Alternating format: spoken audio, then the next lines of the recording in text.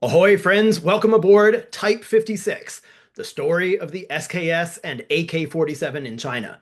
I'm Jason Clower. This is a course about why the PLA deliberately chose and kept obsolescent weapons like the SKS carbine. As of today, we've now entered the early 1950s. It's almost time for the Type 56 family of squad weapons to take the stage. We've got a little bit more scene dressing to do. Today we're going to talk about the PLA Navy. Since this is a course about the history of small arms, the Navy doesn't have too much of a role to play. But the Navy is going to have a small on-screen role when we get to the eve of the adoption of the Type 56 family, because the Type 56 family was adopted with a very particular war plan and force structure in mind. And that plan doesn't make as much sense unless we know where the Navy fits in. Also, it's only fair. The Air Force got 2 episodes all to itself, although it's going to pay dearly for that privilege later on when they get the villain edit. But how can we leave the Navy high and dry? Ha ha ha. In some ways, we can think of the PLA Navy as like a half-brother to the PLA Air Force. Like the Air Force, it was very much an appendage of the Army. Now, that doesn't mean that it is classified itself as a branch of the land forces the way, say, artillery is. No. But in the PLA, the land warfare forces wear the trousers. They are the queen on the chessboard of the war plan. In fact, they're almost all of the pieces on the chessboard. The Air Force is an important but small and preliminary part of the war plan. Likewise, the Navy. As we're going to see, in the Chinese war plan, the Navy and the Air Force are simply going to be speed bumps to slow down the coming invasion forces. They are very important speed bumps, but they are a preliminary in the war plan that's expected to fight off the counter-revolutionary invasion, and that war is going to be a land war. Of course, the Navy is important, and the Navy got a lot of respect within the PLA, which it deserved. If you're going to be an army of a certain level, you need some organic expertise in dealing with water. Sure, you may do all of your fighting on land, but sometimes land gets interrupted by bodies of water, and you have to contend with those. You, as a land warfare person, may not care about water, but water might still care about you. Chinese warfare has always principally been about land. The Chinese did have some ocean-going travel at one time, but famously, it did not invest anything like what the Portuguese did, or the Dutch, or the English, or the Spanish. And so the military history of China is very much a history of land warfare, but it has always involved boats. Sometimes in very important ways. China is full of these navigable rivers that form not only very important ways for moving troops and supplies around, but also some of these rivers form important natural defensible barriers, none more so than the Yangtze River, or what in Chinese is typically called the Changjiang, the Long Great River. Much of Chinese military history involves people taking over the north of the country and then trying to take over the south. And the people who retreat from the north then try to take up a defensible position on the south side of the Yangtze River. And in those campaigns, very often, riverine naval flotillas form an extremely important part of the story. So saying that the history of Chinese warfare is a history of land warfare does absolutely not mean that boats and riverine forces have not been important. Far from it. And pound for pound, traditional Chinese waterborne forces have really been more important in deciding the direction of battles and campaigns than just their mere numbers would suggest. However, roughly speaking, for our purposes, the PLA did not have a naval capability when it was still an opposition force. When it needed water transport, when it needed troops taken across a river, when it needed goods supplied to troops down a river, it would rely on the good offices of the local boat folk. Roughly speaking, it worked up to about the point when they became the government, not the insurgency, but the actual government of the country. Well, I know nothing about naval warfare, but even I know that Any kind of waterborne operations are fundamentally qualitatively different. It's not like an amphibious insertion is like an overland insertion, except in short shorts and water shoes. No, water changes everything. And those of you out there who are actual seamen, sailors, maybe even naval warfare types, please, I hope you'll jump into the comments and expand on this because I'm the first one to admit I have only the thinnest understanding. After a few contested landings that could be mildly described as disappointments, the PLA decided they had to organize an actual navy. Now, they did that with real alacrity. It's certainly not that China lacked for people who had expertise in the sea and watercraft. It just needed to get them together and assign them the job of making a navy. Once they did that, they were very capable. Within the PLA, they had a reputation for being specialist troops, yeah, but very competent, very blue collar, excellent work ethic with no toleration for screw ups. They got better recruits than the norm because they needed it. They were very much a technical service. They got more budget than the land warfare forces because they needed it. And they soon formed a record that showed that they were really reversing the ill fortunes of the PLA at sea. So far, so good. Yes, they were more educated as a group than the land forces, but not like the Air Force. Yeah, they got to have special uniforms, but China has always had sailors, and sailors have always had distinctive nautical garb. That wasn't such a big deal. And because they were performing well now, it was hard to accuse them of not meriting some sort of special identity. The Navy was more blue collar, they got their hands dirty, but they also ended up with a little bit of a bad rap because of language. So remember what we said before. China is not just a country, it is a subcontinent. It's more like the EU than the United States. It's got different regions with different customs and different dialects. And with regions comes regionalism. So let's look at language for a minute. We've said this before, that China acquired a national dialect that was meant to be learned by all citizens of the new People's Republic that they could use at least as their lingua franca. And it would allow people from one place in China to communicate with all Chinese people from all regions. And as we mentioned early on, it was still a kind of artificial construction. The Air Force, bless their hearts, they tried so hard to speak this somewhat artificial language, and it just made them sound a little weirder and more bespectacled than they already were. I totally sympathize with them. The Navy had kind of a different problem, though. Class, here's a real college level quiz. If you want to recruit people who are familiar with the sea, you should recruit them from A, the coast, B, wherever the Little Mermaid is from, or C, the mountainous hinterlands of China. Yeah, they were really smart, so they recruited their sailors from the coast. Now, it just so happens that in China, the coasts have a lot of regional flair and identity.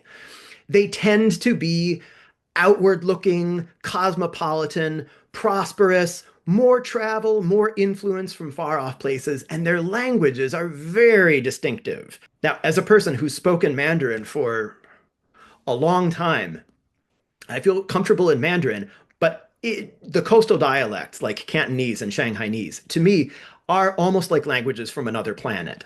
If I hear them spoken and I see subtitles, I can kind of connect the two, but they're really different from Mandarin.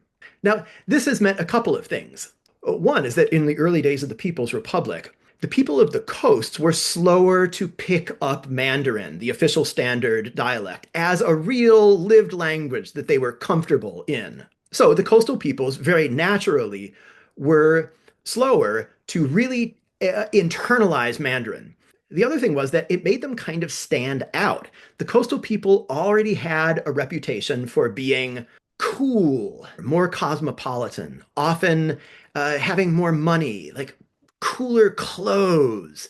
And I don't know if this was true back in the 50s, but in my day, in my youth, languages like Shanghainese and especially Cantonese were like really cool to the point where I would have friends in Beijing who would be accused sometimes of sort of putting on airs by like letting little Cantonese isms infect their Mandarin. And rightfully or not, they would sometimes be jeered at for um, like trying to sound like wannabe Southerners. I don't know if it was like that before in the 50s or not.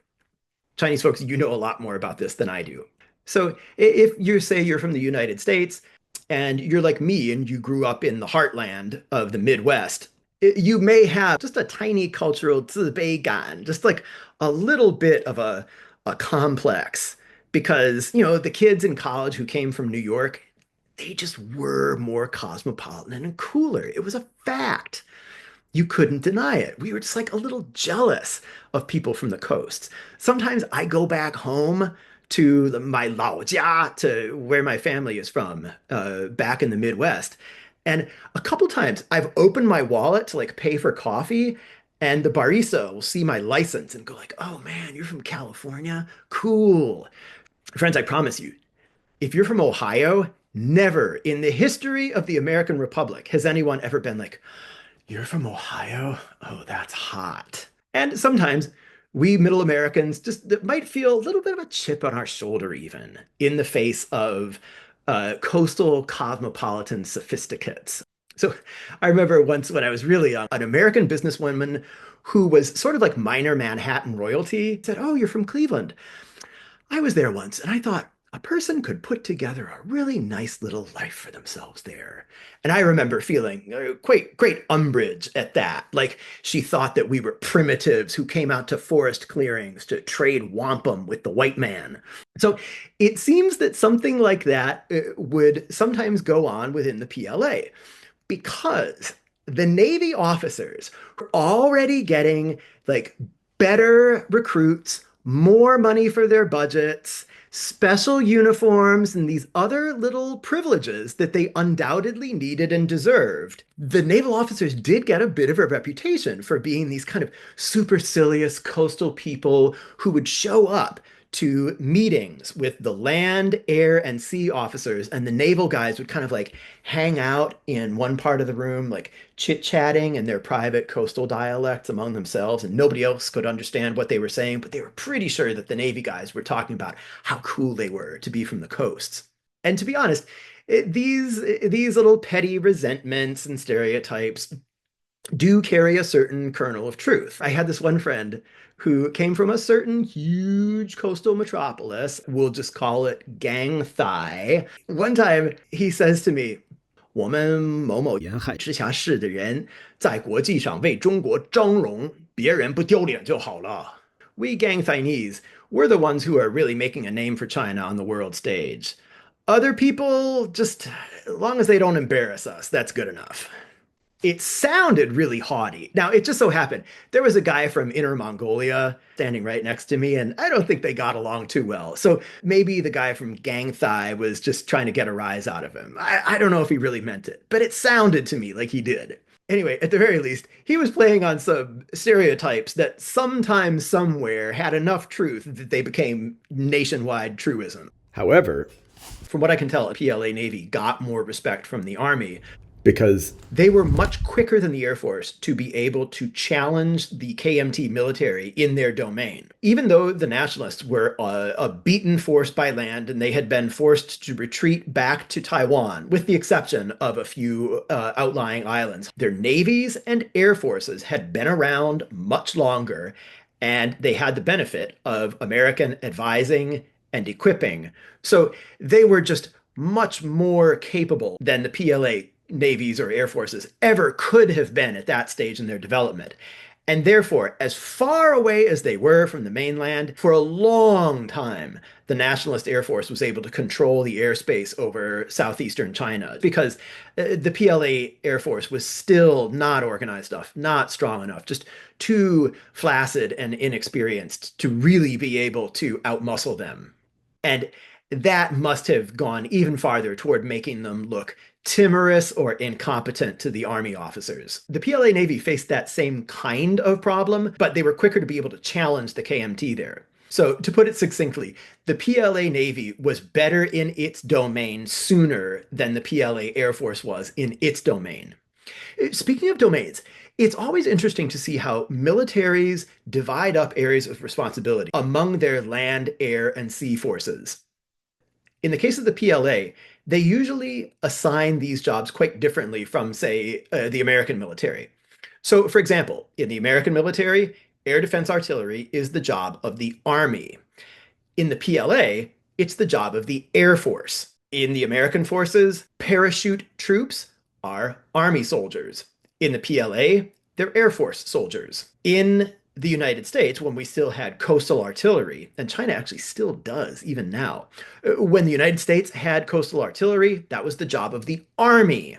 In China, the coastal artillery was and still is the job of the Navy. This comes into play with another of those great PLA stories of people who begin fighting in one kind of community and then they get transferred to some completely different community, and then they get transferred again to some whole different domain.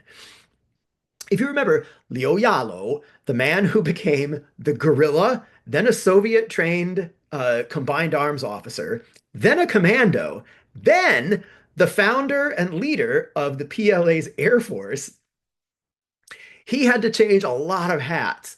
Well, he also had a comrade from the old 88th Brigade, that Chinese and Korean manned Soviet Army Spetsnaz Brigade. He had a comrade there named Wang Xiaoming, also had to change insignia and hats. Like Liu, like almost all PLA soldiers from the old days, Wang started as a guerrilla type fighter. Then, later on, I think still during the Second Civil War, when the PLA was needing to fight much bigger, more set piece battles, Wang was told to become an artillery officer. That was not an easy thing. Artillery is a very technical branch of service. It takes a lot of training. Mathematics is just the beginning of it. And early Chinese Communist artillery troops were starting really from zero. For years and years, they were reduced to just using their pieces for direct fire, just literally sighting by looking down the empty gun tube at their target and then loading and firing at what in artillery terms was point blank. They had so much building and learning to do. And so Wang took off his infantry insignia, so to speak, put on an artillery one, and he applied himself to the profession of being an artillerist. Then, after liberation in 1949, Wang was told, now we need you to be coastal artillery. That means you have to join the Navy. So now, after Wang has already gone from being an infantry officer to a field artillery officer, now he has to go back to school again to learn how to be in the Navy and learn how to deal with not just field pieces, but these huge honking coastal batteries and how to fire at waterborne targets. That's not quite as much of a stretch as being told to start your own Air Force, but one more example of how much change had to happen through the whole PLA once they shifted from being an opposition guerrilla and mobile force to the owners of a piece of territory who had to defend it against everything up to and including a D-Day sized invasion. There's one last thing that we need to say about the composition of the PLA Navy, because this is going to have a lot to do with the war plan that the Type 56 family of small arms fit into and made sense in the context of. The PLA Navy, even more than the PLA Air Force, was a coastal defense force, a coast guard whose job was to form a spoiler against a big waterborne invasion force. And that helped them deal with their relative lack of expertise, lack of trained personnel. They didn't have to send out a big, well-balanced surface warfare fleet that was going to travel the seven seas and fight the US Navy. They got to concentrate on a few relatively simple things. Coastal artillery was a big one. Torpedo boats, and if I'm not mistaken, mines, that would make sense. So small craft. And they at least aspired to get into the submarine warfare business. That would, of course, be much more technical. And off the top of my head, I don't actually know how precocious they were, whether that was more than just a kind of dream that they had in the 1950s, or whether they were actually running some diesel boats. I don't actually know. But the point is, they were organized as a coastal defense force. And um, I'm pulling this out of my sailor hat, but I would say that you would find at least as much of their resources on shore pointed out into the sea lanes as you found actually tootling around on the water. So if I were to summarize today's takeaways about the early PLA Navy succinctly, it would be that they were respected, but sometimes resented and envied in certain ways. There was a little bit of inter-service rivalry. They were a coastal defense force that had as shaky a beginning as the PLA Air Force, but were quicker to get their feet under them. And like the Air Force, their main job was really to take a big hit for the Army before the expected invaders got themselves a beachhead on the Chinese coast. It wasn't ever thought that they were going to be able to throw the invaders back into the sea, but their job was to slow the invaders down so that they could be met as close and as strongly at the water's edge as they could be by the army, which would be the ones to really fight and win that fight. But finally, because of that, from the peacetime army's perspective, the Navy drained resources from the army for good reason, with everybody's understanding, and with no real grudge. But the fact remains that in a country that was starved for resources, surrounded by enemies, and expecting to be overwhelmed at any time, the army had to sit there and watch its budget being given away mostly to the Air Force and the Navy. The Army, which had way more mouths to feed, which had no less modernization to attempt than the Navy and the Air Force, and which was going to pay with much more blood when the invasion came, still had to sit by and breathe deeply while it watched food from its soldiers' bowls going off to the Navy and the Air Force. Not that they were mad about it, but it was making them weaker, ever weaker, at a time when they needed strength. After this little pleasure cruise, we are going to return to our proper business of squad tactics and squad weapons. This has been Type 56, the story of the SKS and AK-47 in China. If you'd like this sort of content, please like and subscribe. There is much more to come.